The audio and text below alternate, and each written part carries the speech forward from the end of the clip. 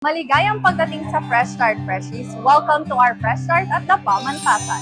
Handa na ba kayo sa panibagong paglalakbay, sa mga oportunidad na paparating, at sa alapaap na puno ng pangarap at mitihim? Huminga ka ng malalim at tayo'y lalarga na. Gusto mo bang sumama?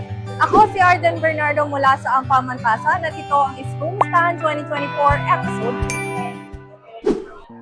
So I am Frank Joseph Armonge from a first year college student from Bachelor of Arts in Communication. I'm Eliza Serrero from BS Bio 11. I am Shani Claudette and Bolso, and I'm from BS Bio 11 din. Good morning. I'm Adel Umali Magay, a student of Bachelor of Public Administration. I'm a first-year student from the College of Public Administration. So, I am Kent Daniel Sierra from BSCPE 1 po.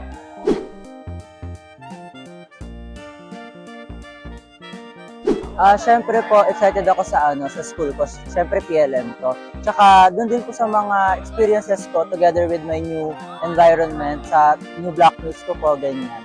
Tapos po doon sa mga path sa subjects na tatahakin namin before kami maging communication leaders.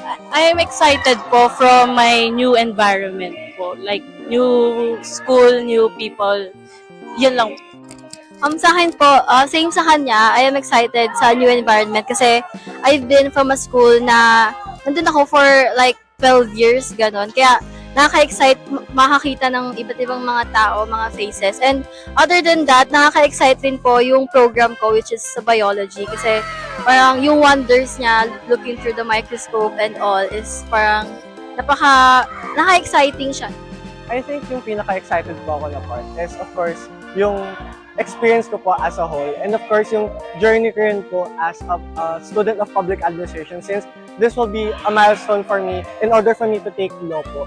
And of course, to make friends also, to make memories inside the Pamantasan. So, since it is a new environment po, I really want to meet new people po and really grow the people that I connect with, since I really want to be more sociable po this year po.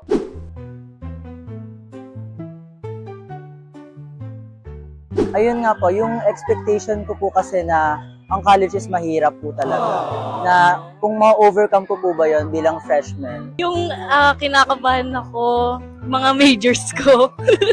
Kasi nag-start na yun and malapit na rin yung midterms namin. Kaya yun. Sa akin yun din, yung mga terror prof siguro. Hindi naman terror, pero yung alam mo na mataas yung standard kasi syempre PLM to. Kaya nakakakaba rin na i-meet yung mga standards nila and i-maintain yung grade na kailangan sa program po namin. Kinakabahan po ako siguro sa mga exams po kasi syempre po parang adjustment period pa po namin, and like tatansyahin po namin kung paano po yung environment po dito sa Pamantasan and paano rin po yung maging grading system, and overall how kinakabahan po ako sa pag-adapt ko po sa environment po ngayong college. Ano po, yung calculus po talaga namin. Since last year po, nung grade 11 pa po namin may calculus po kami. So, hirap na po ako doon dati pa. So, ngayon babalik po, mas mahirap po ngayon, kaya mas kinakabahan po talaga ako.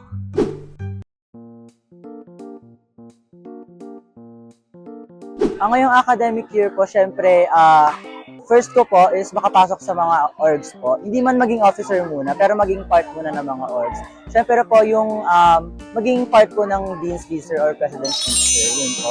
And syempre po, yung magkaroon po ako ng circle of friends na talaga makakatulong sa academic life ko. Ako this acad year, gusto ko lang po matapos yung freshie ko nang hindi nagiging irregular. Kasi as we all know from College of Science po, like sabi na rin po ng mga senior namin, hindi po malabo yung chances na maging irregular kami dahil sa mga prof din nga and yung standards sila.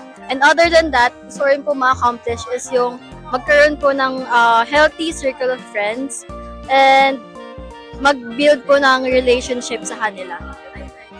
Ayun, same lang din sa kanya, wag maging irregular. Siguro first is matry lahat ng food sa canteen para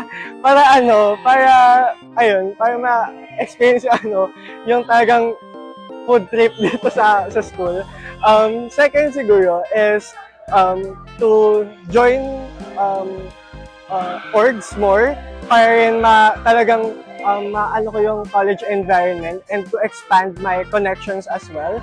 And of course, for me to really grow as an individual. Last siguro, to really maintain a good set of grades after this academic year. So, firstly po, noong una-una po talaga is yung gusto ko pong tumakbo po ng officer sa block, which is nakuha ko na po na auditor po kami. So, ang second po is sumali po sa mga org since dati po hindi po ako pala sali sa mga org since medyo natatakot po ako sa mga activities po ganun.